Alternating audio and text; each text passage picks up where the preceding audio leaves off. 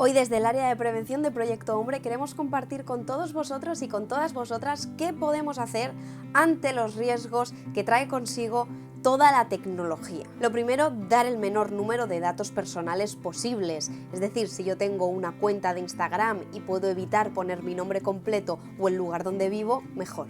Tener presente que las fotografías que se comparten pueden ser copiadas, manipuladas y distribuidas durante años por la red. Es decir, una foto que haya podido publicar yo en 2009 puede estar siendo distribuida hoy, en 2021, por la red.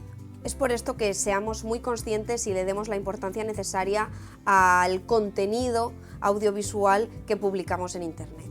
Luego, por otra parte, también tener el conocimiento de que la Ley de Protección de Datos establece multas económicas por manejar información o imágenes de otras personas sin su autorización. Y por último, es fundamental pedir permiso para poder publicar una foto. En caso de ser menor de 14 años, se necesita una autorización paterna por escrito.